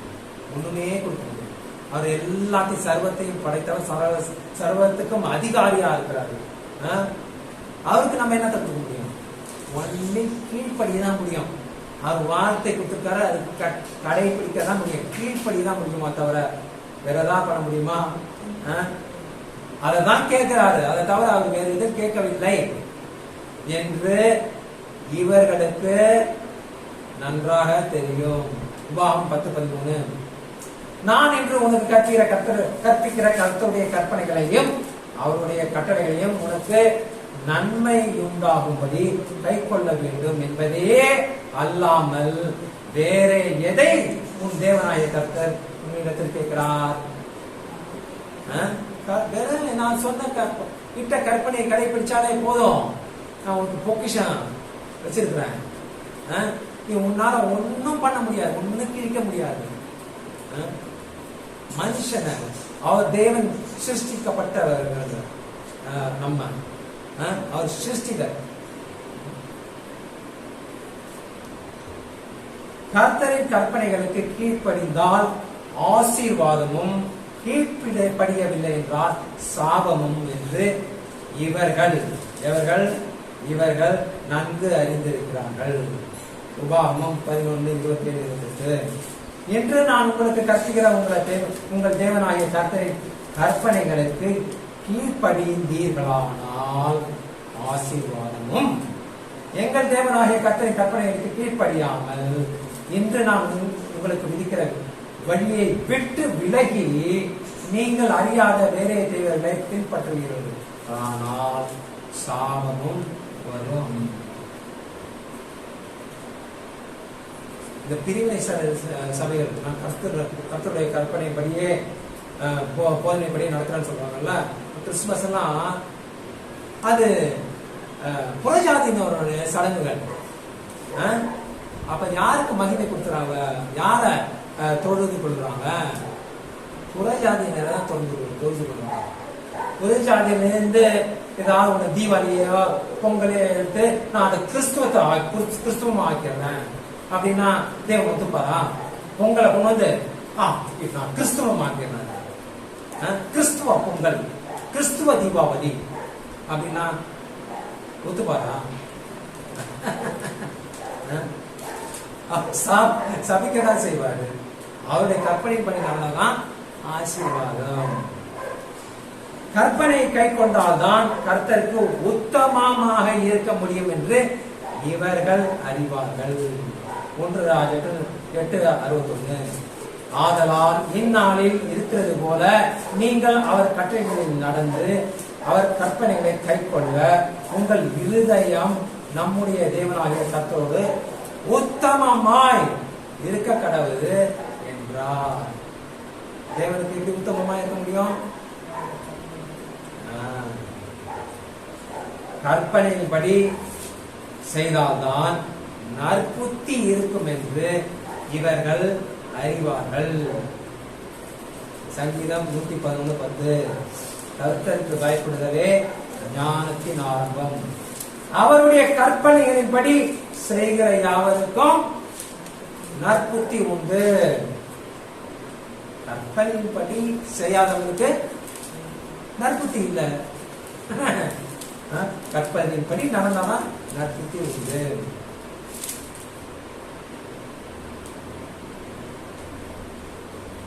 கற்பனையின் மேல் மிகவும் பிரியமா இருந்தால்தான் பாக்கியவனாக இருக்க முடியும் என்று இவர்கள் அறிவார்கள். சங்கீதம் 112:1. அல்லேலூயா. கர்த்தருக்கு பயந்து அவருடைய கட்டளைகளில் மிகவும் பிரியமாயிருக்கிற மனுஷன் பாக்கியவான்.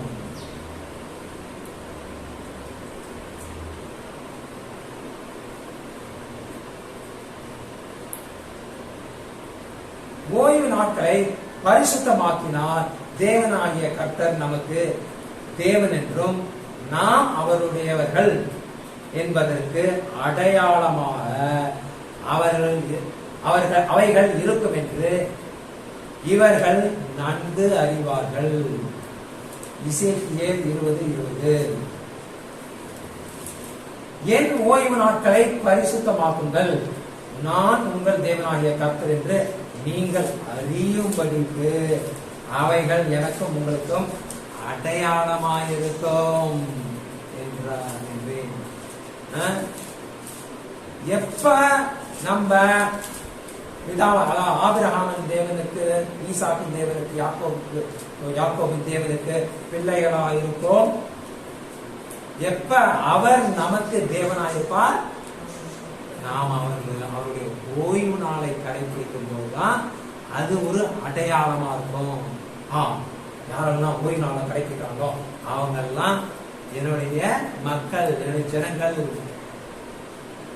தெளிவான வசனங்கள் இல்ல. கர்த்தருடைய வாக்கை உள்ளபடி கேட்டு அவர் உடன்படிக்கையை கை கொள்ளும் போது கர்த்தருக்கு சொந்த சம்பத்தாயும் ஆசாரிய ராஜ்யமும் பரிசுத்த ஜாதியுமாய் இருப்போம் என்று இவர்கள் நன்றாய் அறிவார்கள். இவர்களுக்கு நன்றாய் தெரியும். யாத்திராகமம் 19:5-6. இப்பொழுது நீங்கள் என் வாக்கை உள்ளபடி கேட்டு என் உடன்படிக்கையை கைக்கொள்வீர்களானால் சகல ஜனங்களிலும் நீங்கள் எனக்கு சொந்த சம்பத்தாய் இருப்பீர்கள். பூமி எல்லாம் என்னுடையது.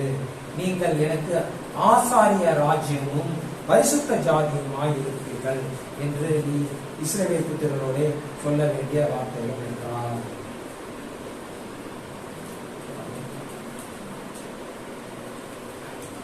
பிதாவாகிய தேவனுக்கு எஜமான சொந்த சம்பத்தா இருக்கணுமா, ஆசாரிய ராஜ்யம் இருக்கணுமா, ஆசாரியராகும் ராஜாக்களும் ஆசாரியரும் அது கர்த்தருடைய 1000 வருஷ அரசாட்சியில் அவரோட ராஜாக்களும் ஆசாரியருமாக இருக்க வேண்டுமா? அதான் அவருடைய கற்பனைப்படி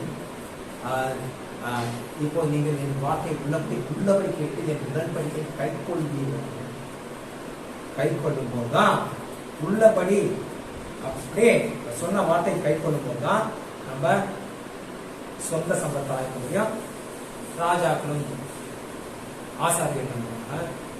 ஆசாரியருமாக 1000 வருஷ அரசாட்சியில் இயேசு கிறிஸ்துவோடு அரசாடுவோம். அல்லேலூயா. ஆனால் இயேசு கிறிஸ்துவை விசுவாசித்து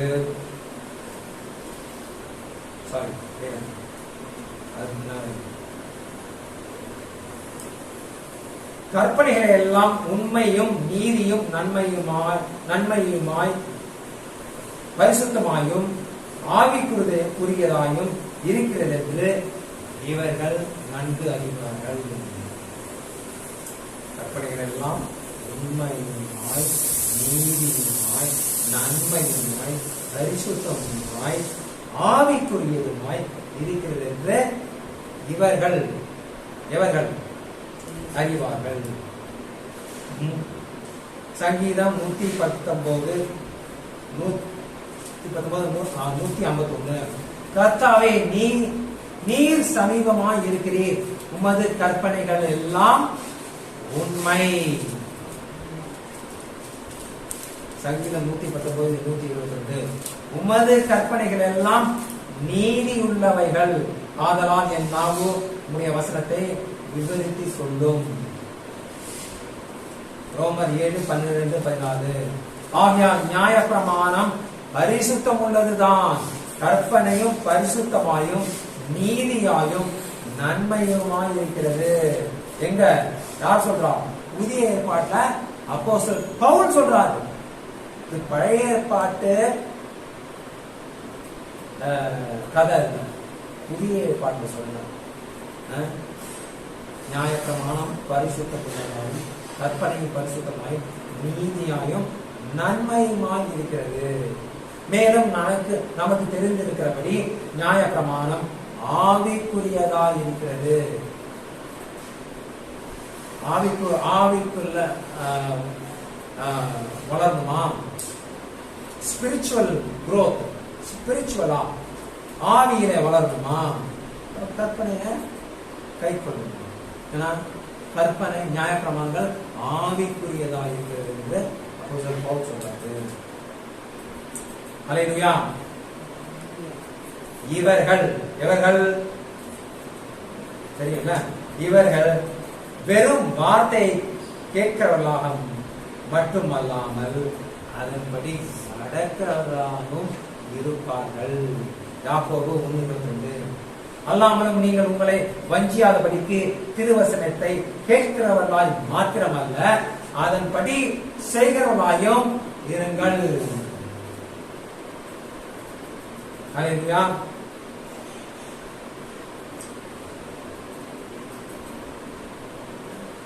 முக்கியமான விஷயம்.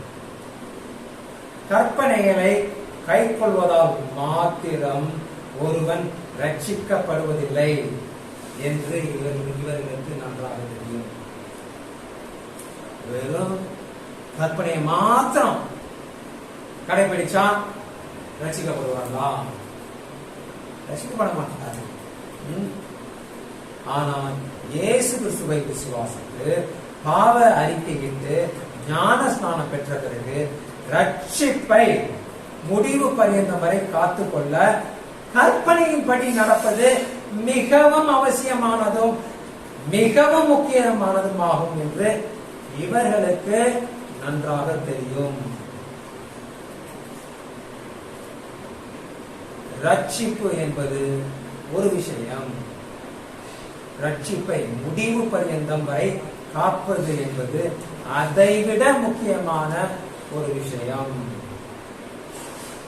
ரட்சிப்பு என்பது வேர், மரத்தின் வேர், ரூட்ஸ். Salvation is root. கற்பனைகளை கைக்கொள்வது என்பது பழம். Observing the commandments is fruit. வெறும் ரூட் மாத்திரம் வச்சுக்கிட்டு பழம் கொடுக்கலன்னா வேஸ்ட் தானே. ரட்சிப்பு ரூட். கனி கொடுக்கணுமா? கற்பனை கடைபிடிச்சா கனி கொடுக்கணும். So salvation is root. Observing the commandments is fruit. ரட்சிப்பு என்பது வேர், கற்பனையை கைக்கொள்வது என்பது பழம். ஆகையால் ஜீவ விருட்சத்தின் மேல் அதிகாரம் உள்ளவர்கள் ஆவதற்கும் வாசல்கள் வழியாக ராஜ்யத்திற்குள் பிரவேசிப்பதற்கும் கற்பனைகளின்படி நடக்கிறவர்கள் யாவரும் பாக்கியவான்கள் என்று இவர்களுக்கு நன்றாக தெரியும். இவர்களுக்கு நன்றாக தெரியும். இவர்களுக்கு தெரியுமா? தெரிந்து கொண்டே வருகிறது. வெளிப்பட்ட விசேஷம் 22:14. அதான் ஜீவ விருட்சத்தின் மேல் அதிகாரம் உள்ளவர்கள் ஆவதற்கும் வாசல்கள் வழியாய் நகரத்தில் பிரவேசிப்பதற்கும் கற்பனையின்படி செய்கிறவர்கள் பாக்கியவான்கள். அல்லேலூயா.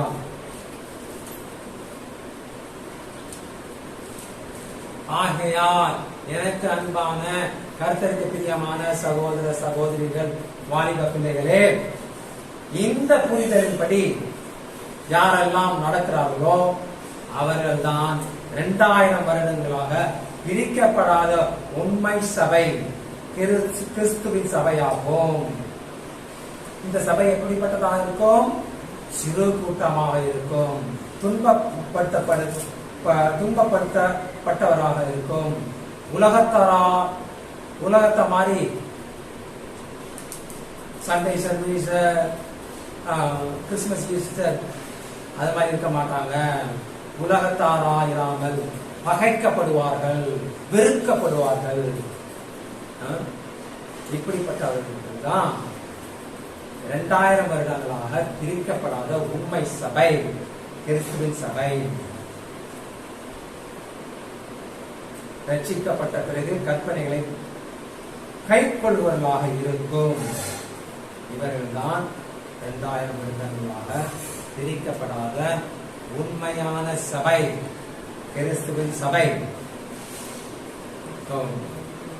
உண்மையான சபை, கிறிஸ்துவின் சபை, 2000 வருடங்களாக பிரிக்கப்படாத சபை எது என்று உங்களுக்கு எல்லாருக்கும் தெரிஞ்சிருக்கும் என்று விசுவாசிக்கிறேன். ஹல்லேலூயா. பிதாவாகிய தேவனுக்கே மகிமை உண்டாவதாக. எஜமான யெஷுவா ஹமஷியாவுக்கே மகிமை உண்டாவதாக. எஜமான யெஷுவா ஹமஷியாவே, சீக்கிரம் வந்து உடைய ராஜ்யத்தை எருசலேமிலே ஸ்தாபிப்பீராக. அதிலே எங்களையும் குடும்பமாக சேர்த்துக் கொள்வீராக. ஹல்லேலூயா.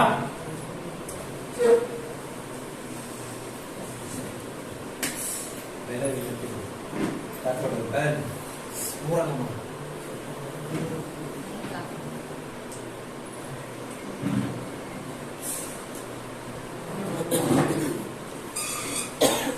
அல்லேலூயா. தேவனுக்கே மகிமை உண்டாவதாக. அவர் நல்லவர். அவருடைய வார்த்தையை நாம், தேவனுடைய வார்த்தைகளை நாம் இந்த வேளையில தியானித்தோம் இல்லையா? அவருடைய வார்த்தைகளை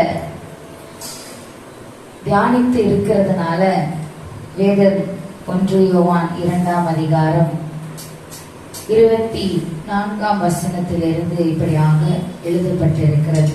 ஆகையால் ஆதி முதல் நீங்கள் கேள்விப்பட்டது உங்களில் நிலைத்திருக்க கடவது.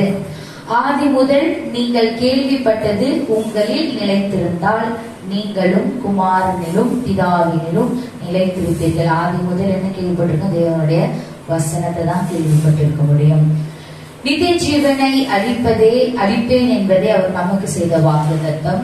உங்களை வஞ்சிக்கிறவர்களை குறித்து இவைகளை உங்களுக்கு எழுதுகிறேன். நீங்கள் அவரால் பெற்ற அபிஷேகம் உங்களில் நிலைத்திருக்கிறது. ஒருவரும் உங்களுக்கு போதிக்க வேண்டுவதில்லை. அந்த அபிஷேகம் சகலத்தையும் குறித்து உங்களுக்கு போதிக்கிறது.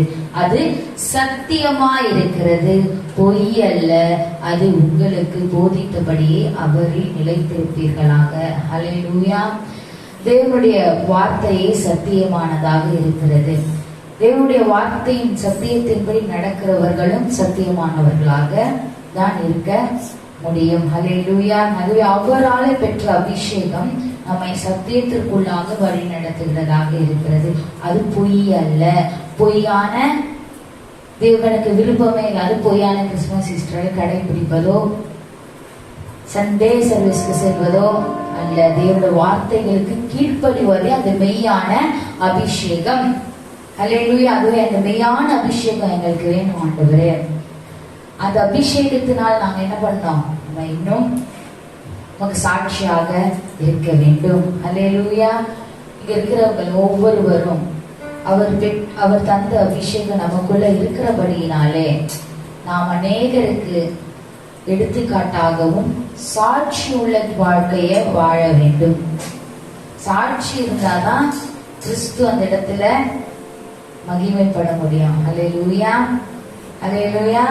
ஆகவே நம் அனைவரும் அபிஷேகம் என் தலைமேலே, ஆவியானவர் எனக்குள்ளே, அபிஷேகம் என் தலைமேலே, தேவ ஆவி எனக்குள்ளே, முழங்கிடுவேன் சுவிசேஷம் சிறுமைப்பட்ட அனைவருக்கும், முழங்கிடுவேன் சுவிசேஷம் சிறுமைப்பட்ட அனைவருக்கும். அபிஷேகம்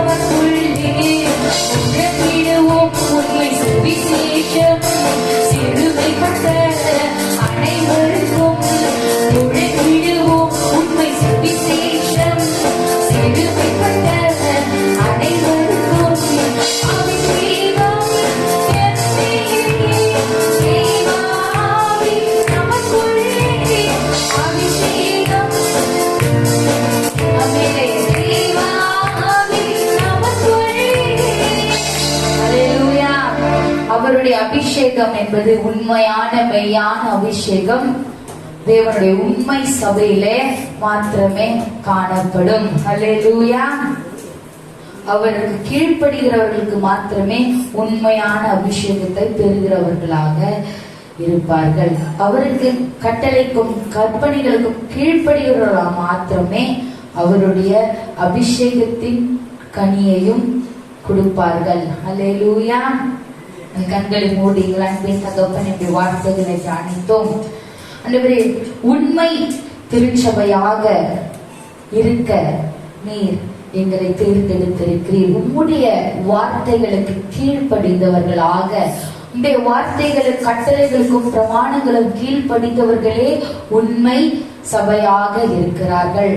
அவர்கள் பிரிக்கப்பட்டவர்களாக அல்லாமல், பிரிவினைகளை சார்ந்தவர்களாக அல்லாமல், தேவனை சார்ந்தவர்களும் கிறிஸ்துவின் தலைமைத்துவத்திற்கு கீழாக இருக்கிறவர்களுமாக இருக்கிறார்கள். அப்படியாக நீர் எங்களை நியமித்து வைத்திருக்கிறீர். இந்த நாட்கள்ல, இந்த நாளிலே பார்க்கக்கூடியதான யூடியூப் சேனல்ல பார்க்கக்கூடிய ஒவ்வொரு ஆத்துமாக்களுடைய இருதயத்திலும் நீர் பேசுவீராக. தேவனுடைய உண்மை சபையாக இருக்க வேண்டும். தேவனுக்கு பிரியமுள்ள சபையாக இருக்க வேண்டும். தேவனுக்கு கீழ்ப்படுகிற சபையாக நாங்கள் இருக்க வேண்டும். சும்மா வார்த்தைகளை சும்மா வாசித்து விட்டு அதற்கு கீழ்ப்படியாதலாக அல்லாமல், தேவனுடைய வார்த்தைகளையும் பிரமாணங்களையும் கட்டளைகளையும் அதை உணர்ந்து அதற்கு கீழ்ப்படுகிறவர்களாக இருக்கும்படியாக இருக்க வேண்டும். கனிதர மரமாக நாங்கள் இருக்க வேண்டும் என்று இருதயத்திலே வாஞ்சையோடு நாம் தேவனிடத்திலே இந்த வேலையிலே ஜெபத்தை ஏறெடுப்போம். பிதாவாகிய தேவனை பார்த்து கொண்டிருக்கிற ஒவ்வொருவரின் இருதயத்தில் நீர் பேசுவீராக. உண்மை திருச்சபையாக இருக்கும்படியாக அவரை நியமிப்பீராக. வார்த்தைகள் ஒவ்வொன்றும் இருபுறமும் கருக்குள்ள பட்டயம் போல இருக்கிறது. அது அணுவையும் மூனையும் இரண்டாக பிரிக்கிறது. ஆகவே சத்தியத்தை அறிவீர்கள், சத்தியம் உங்களை விடுதலை ஆக்கும் என்று வார்த்தை சொல்லியிருக்கிறது. இந்த நாளிலே தரக்கூடியதான, இந்த தியானிக்கக்கூடியதான இந்த சத்தியம் ஒவ்வொருக்குள்ளாக நிலைத்திருந்து கிரியை செய்யும்படியாக யெஷுவா ஹமஷியாவின் நாமத்தினாலே ஜெபிக்கிறோம் எங்கள் அன்பு நல்ல பிதாவே. ஆமென். நாத்துமாவே ஸ்தோத்திரி, முழுவதுமே கர்த்தரின் பரிசுத்த நாமத்தை ஸ்தோத்திரி. என் ஆத்துமாவே கர்த்தரை ஸ்தோத்திரி. கர்த்தர் செய்த சகல உபகாரங்களையும் மறவாதே. ஆமென்.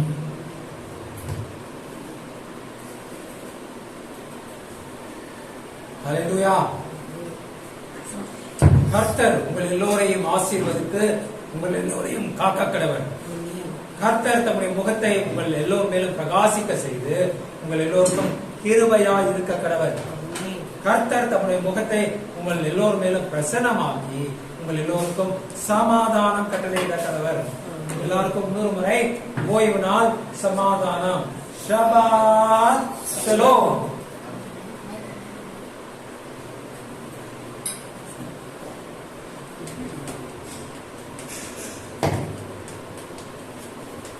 Hallelujah.